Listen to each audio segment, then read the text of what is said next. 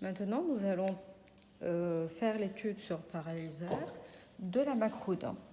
Donc voilà ce qu'on a obtenu. On a obtenu une dent, une macro-dent, avec des parois de socle parfaitement verticales et parallèles. Elles ne sont pas du tout obliques. Donc là, c'est très important. Vous allez voir dans un instant pourquoi. Je vais retracer mon collet.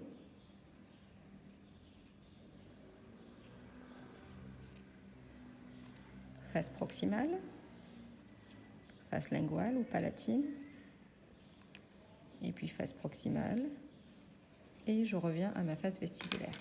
Et voici, donc je positionne ma macro-dent avec son socle sur le porte-modèle.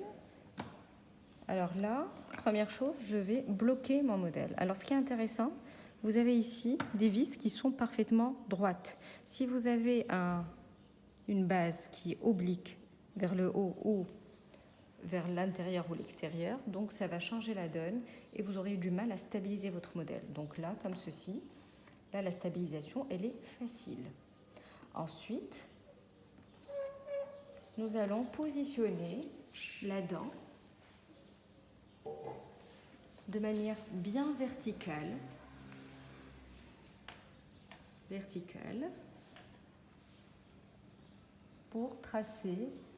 pour faire l'étude sur paralyseur sur ces dents. Donc nous allons tracer la ligne guide et la zone de retrait pour pouvoir tracer par la suite le crochet. Donc voilà la dent, elle est bien orientée verticalement. Et nous allons passer au tracé de la ligne guide.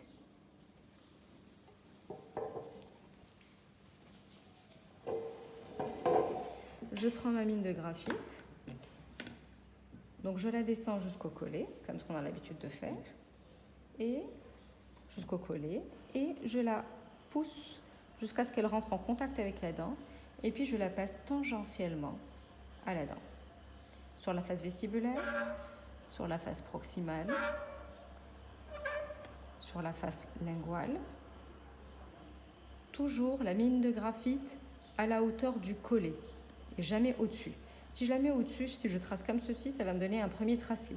Si je la mets plus bas, ça va me donner un deuxième tracé. Tous ces tracés-là vont être faux. Pour qu'ils soient justes, il faudrait descendre la mine de graphite jusqu'au collet et passer tangentiellement à la dent. Et voilà, mon tracé a été réalisé. La seconde étape, c'est le tracé de la zone de retrait.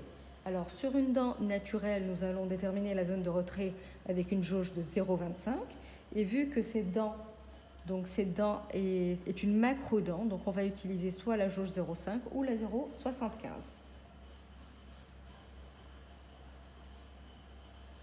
Donc là, je vais utiliser la 0,75. Donc je la place sur le porte-instrument. Voilà. Et puis maintenant, je vais déterminer ma zone de retrait.